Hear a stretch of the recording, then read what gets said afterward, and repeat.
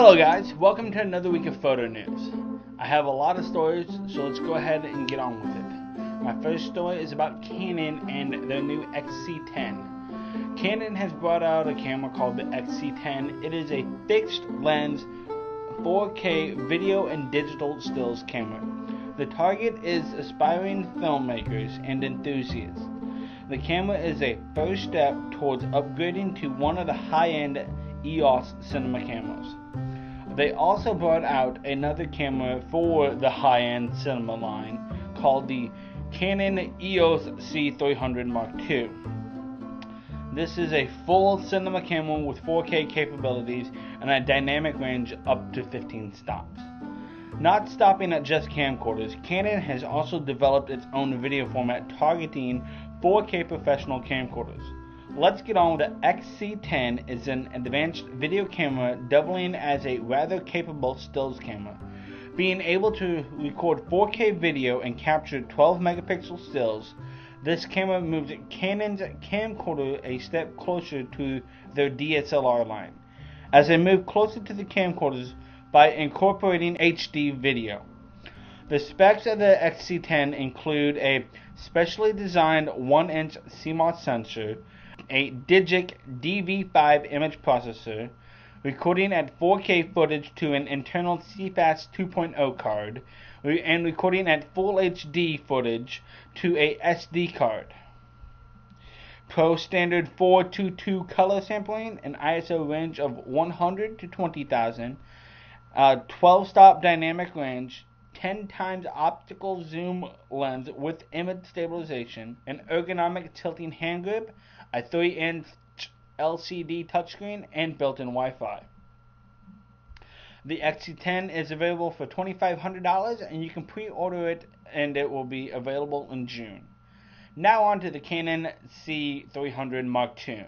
This is a $16,000 cinema camcorder. It is capable of doing 10-bit 422 internally at 410 megabits per second in 4K. A bit more specs on it is on the C300 Mark II is a Super 35 CMOS sensor, dual pixel CMOS AF, a rotating 4-inch LCD screen, 30 frames in 4K, 120 in 2K, built-in ND filters up to 10 stops, and this will be available for pre-order and it will start shipping in September.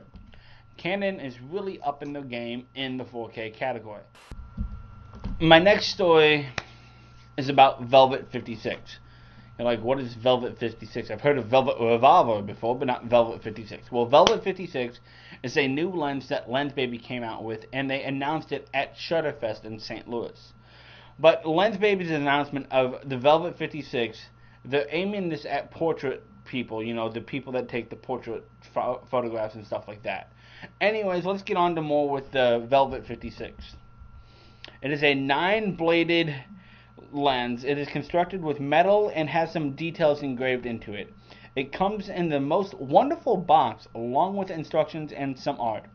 If you really like to feel exclusive, you can get the silver edition for an extra $100. The Lensbaby Velvet 56 has a 1.6 max aperture. It is a 56mm lens and it has 62mm threads on it for putting filters on. It focuses from 5 inches to the front element to infinity.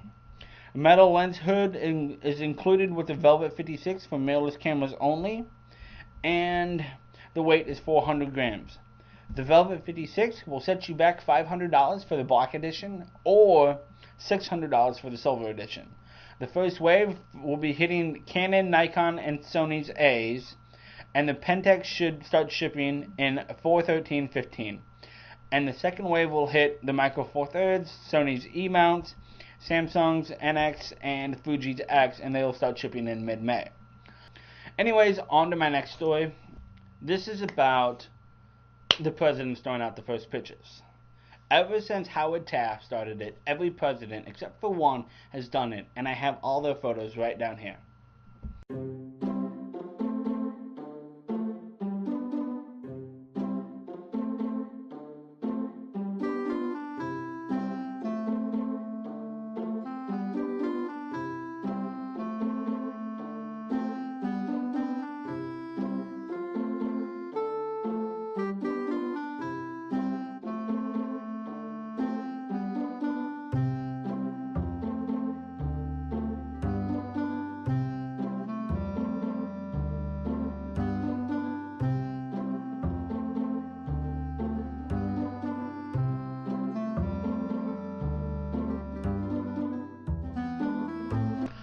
My last story for you is a 1912 photo that has been colorized in recent years. But let's get on with the story.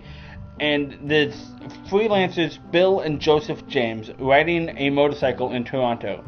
Their father was William James, who was often referred to as Canada's first photojournalist.